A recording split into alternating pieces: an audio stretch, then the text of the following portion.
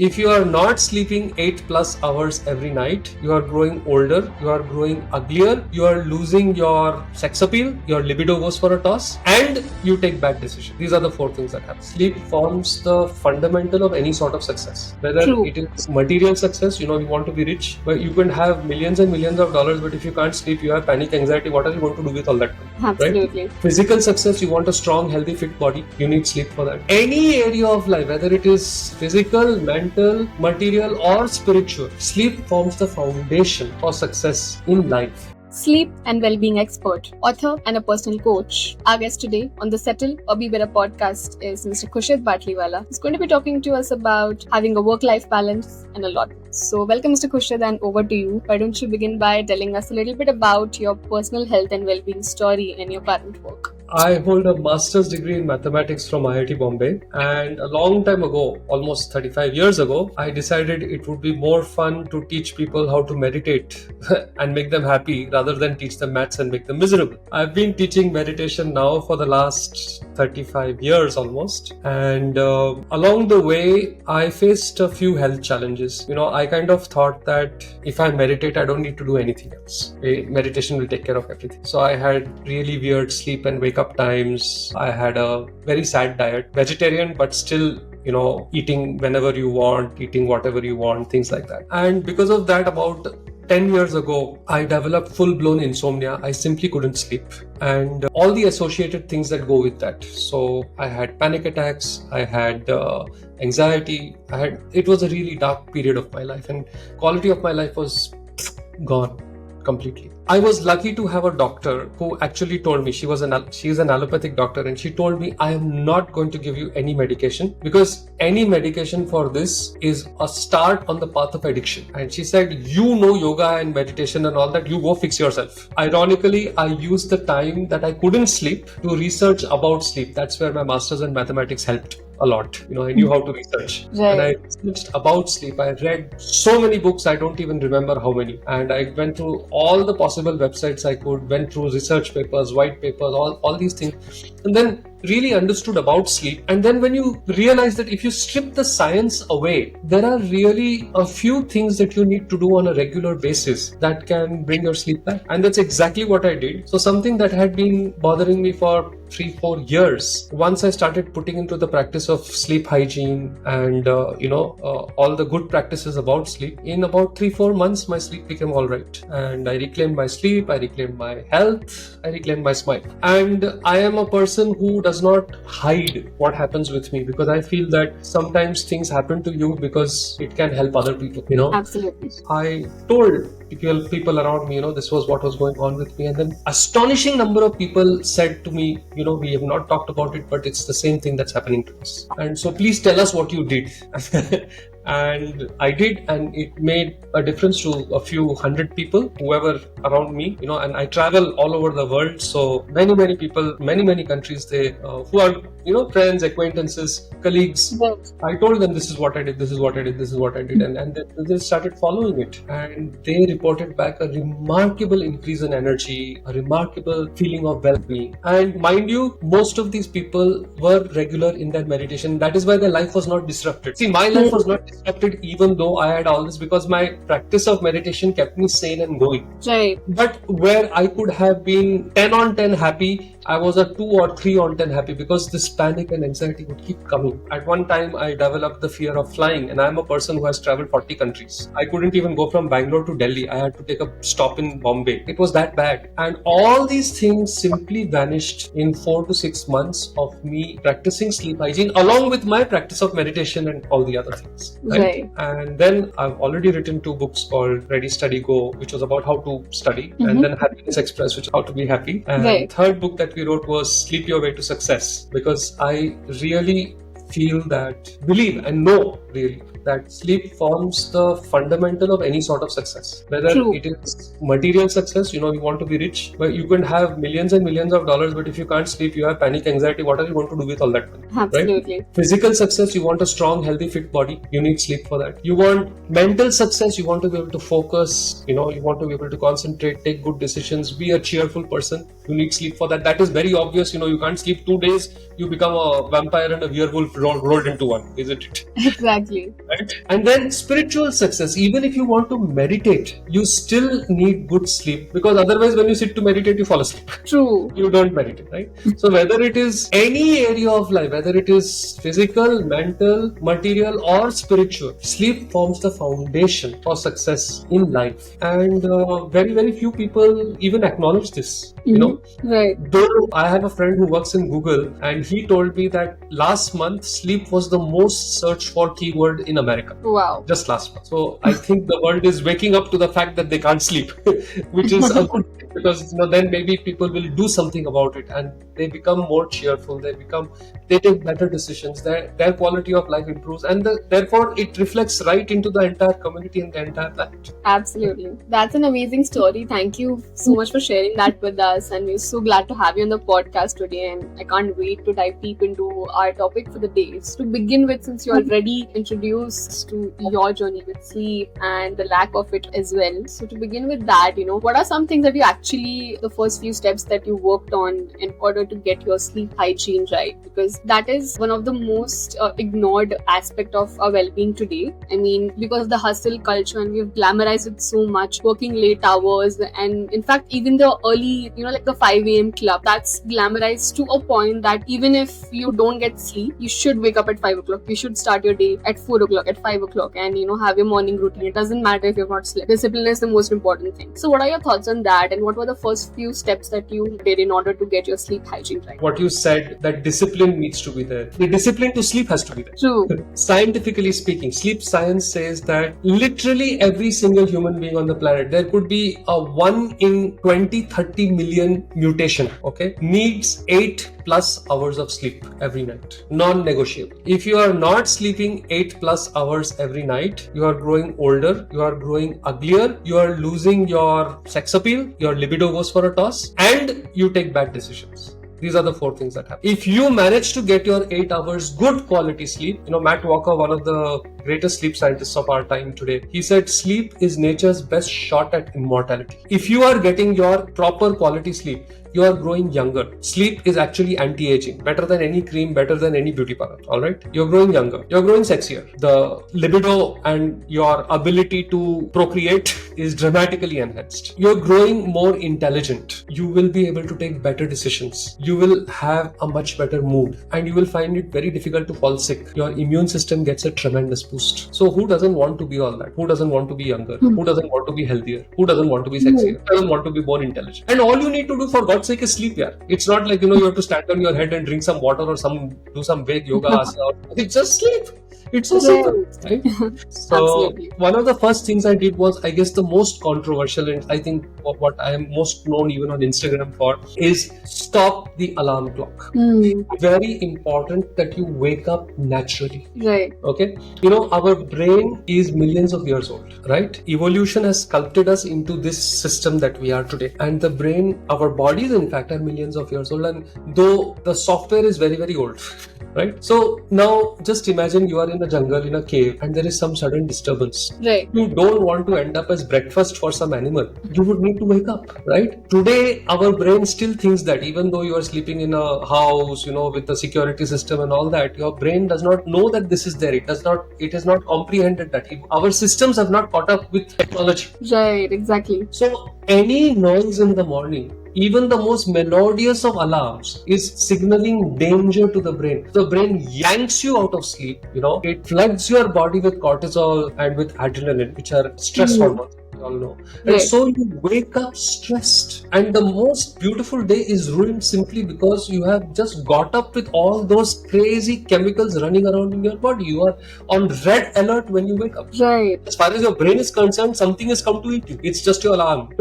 Now, if you are doing this chronically every single day, you are going to invite high blood pressure, because you are starting with a huge boost. You're going to involve high blood pressure because you are starting with this huge boost to your blood. It needs blood into the extremities, fight, flights, and response. Right. So you're starting with this crazy boost into your stress response, right? Right. And if you It's done chronically every single day. High blood pressure is the first thing that happens. Cardiac problems is the second thing that happens, and it could even go all the way to a stroke. Right. Now you decide what you want, to wake up at 5 a.m. with an alarm or to get a stroke. It's as bad as that. So the first thing I did was, I'm going to wake up naturally. I don't care about 5 a.m., 6 a.m., 7 a.m. I will wake up naturally. When I wake up, I will wake up. And when I started doing that, yes, in the beginning my schedule went all for a toss.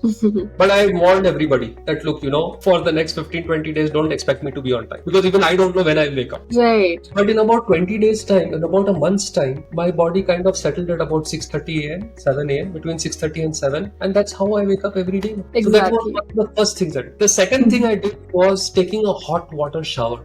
So it turns out that to get good sleep, your core body temperature has to fall by a few degrees. So if you take a very hot water shower right before bed, blood is forced to the surface because of the hot water, and so the core body temperature automatically cools down. So you get to sleep very fast. So that was the second thing. Chuck the alarm, take a hot water shower. And the third thing I did was ensuring that I ate an early dinner. By early, I mean before 7 p.m. Even before 8 p.m. is alright. You need a 3-hour gap between when you eat food and when you get onto your bed. So if you're sleeping at around 11, even if you eat by 8, it is alright, which is manageable for most people. Right. Yeah.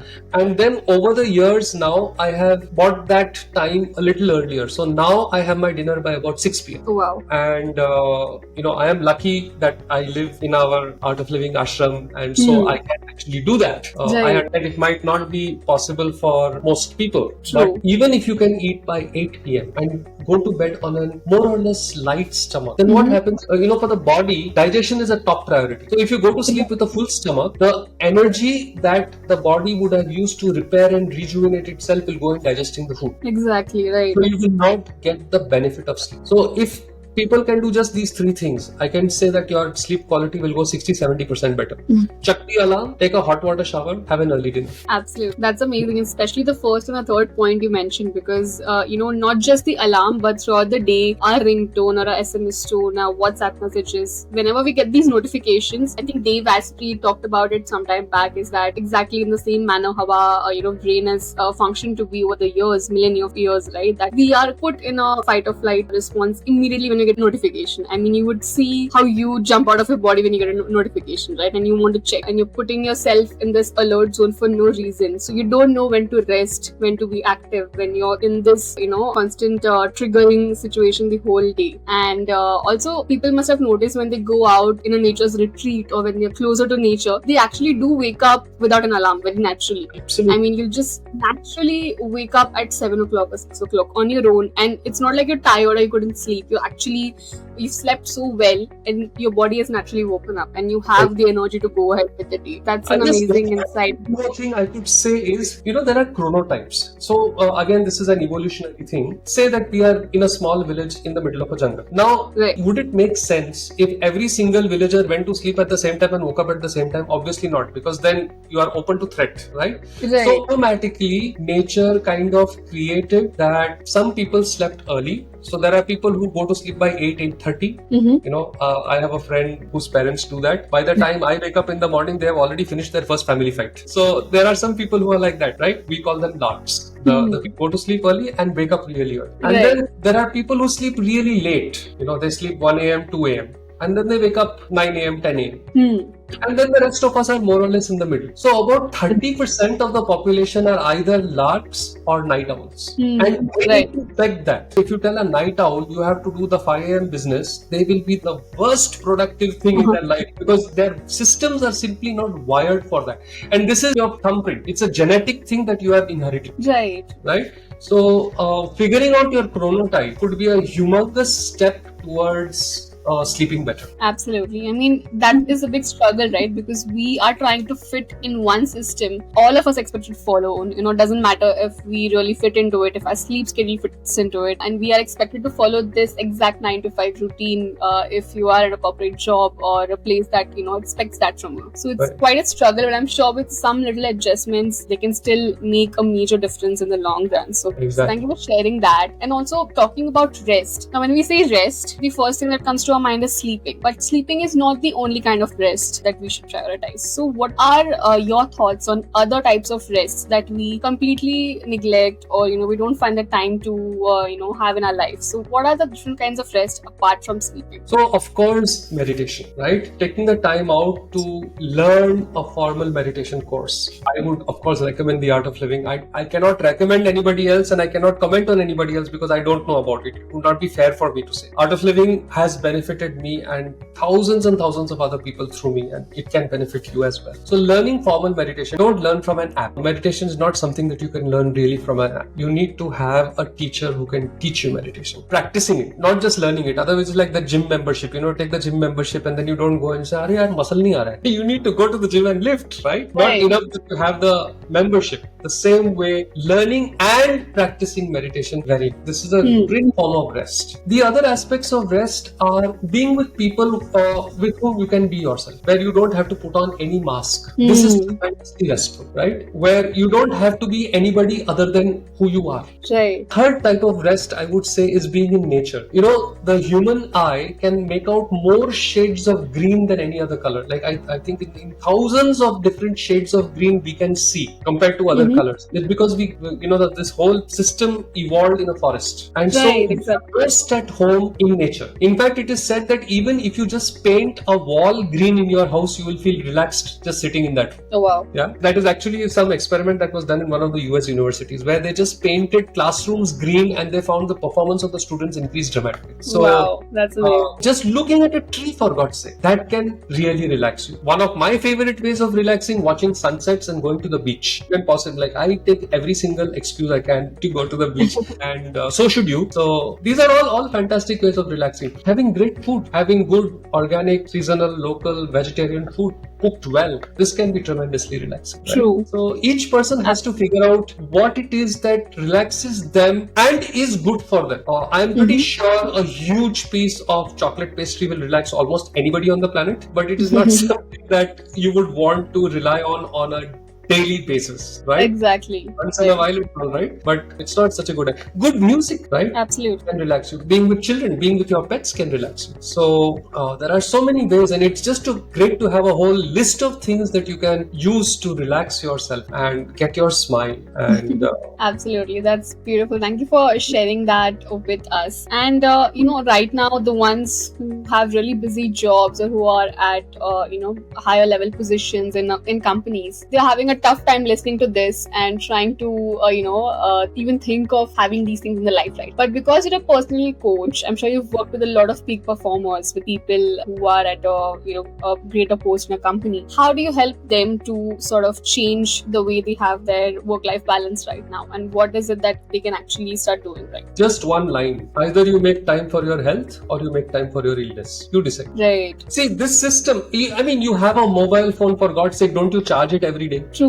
Right? What about charging yourself? Absolutely. What's the point of having this super advanced piece of organic technology without any charge? You may have a Rolls Royce and there is no petrol in it. What's the point? You'll have to push the damn thing.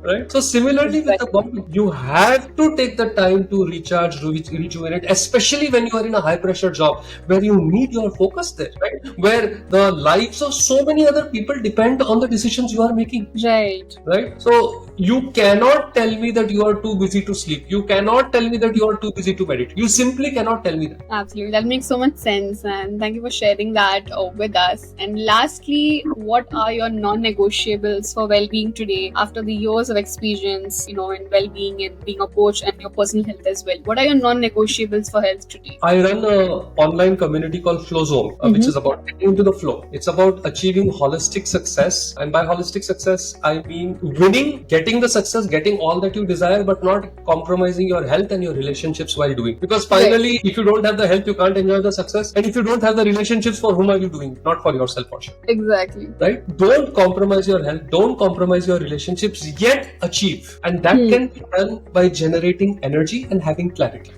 Right? So, non-negotiables would be sleep, getting proper enough sleep, 20 minutes, half an hour of meditation every day, a sensible diet. Okay, then we could have an entire podcast series on why it should be vegetarian, but let's not get into that. Okay, some sort of movement, some exercise. Again, our bodies were meant to move.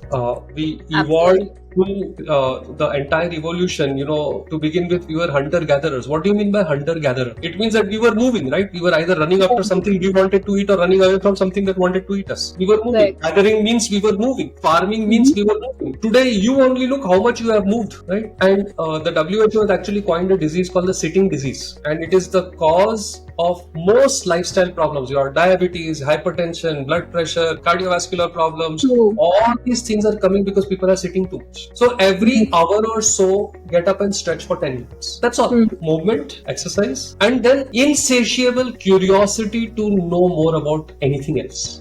Our brain works on a use it. In fact, our body works on a use it or lose it principle. So I'll give you a really cool story of what happened. IKEA had opened up in Hyderabad, the first IKEA that had opened a few years ago, like 5-7 years ago. And as you know, IKEA is this huge shop, right? It's very, very Right. big. So we had all gone there, check it out, let's go and see it. It was astounding how many announcements were, so and so is lost, please come to this counter. Every 10 minutes, there would be an announcement, so and so is lost, please come to this counter. So and so. I mean, people are getting lost in a shop. And the reason why that is happening is because of the over reliance on Google Maps. You see, there is a guy in our brain which creates spatial awareness. Again, it's very, very strong for human beings because hunter-gatherer, remember, after hunting and gathering, you have to come back home, no? True. So, very strong. People would know their way instinctively because the brain registers that. But now, because of the over reliance on Google Maps, MRI scans have shown that area of the brain has actually shrunk.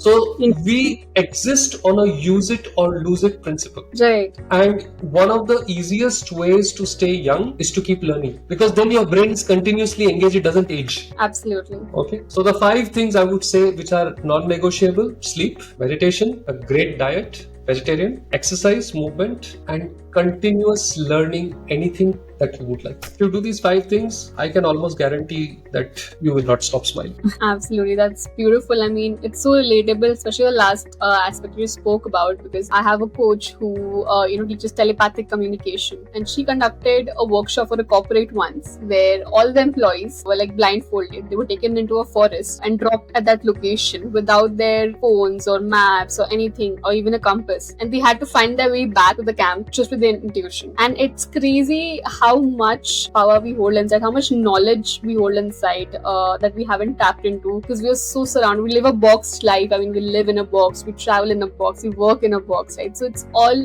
it's just hidden inside us right now, and it's so true. We really need to get in touch with our inner clocks, with our inner system to flourish more in the outer world. So thank you so much for sharing. That was very insightful. And to conclude the episode, do you have any last messages or thoughts to leave us with? Smile. That is contagious. The more you give, the more you get. The more you are grateful, the more is given to you. I'll end with a story of Gurudev, Shri Shri Ravi Shankarji. So once he was on the stage and the satsang was just getting over, and a little child, 5-year-old maybe, walked up to the stage and held out his hand. So Gurudev gave him a few sweets. Now this child went into the audience and distributed the sweets and came back and held out his hand again. And Gurudev gave him the sweets again. And the last song of the satsang was over and Gurudev is not leaving the stage because this kid would give the sweets and come back, give the sweets and come back. And the musicians, they were like trying to make the bhajan longer and longer so that until Gurudev. And this happened like 8-10 times. And then a person standing next to Gurudev, he said, Gurudev, how long are you going to give this child sweets? And Guruji smiled and said, as long as he keeps distributing them. And I guess that is the law of nature. As long as you keep giving, you will keep getting. Absolutely. That was a beautiful message. Thank you so much for sharing that with us. And thank you once again for being on the podcast with us. It was a very insightful and a fun session to talk about health. For a change, not being so serious and scientific and research backed, but actually so experiential. So thank you so much for sharing that with us. And for the ones who don't follow you already, there'll be links in the description below. They can reach out to you, learn a lot more from you, and maybe have the opportunity to work with you in person sometime. So thank you so much once again for being here. It was wonderful talking to you. All the best.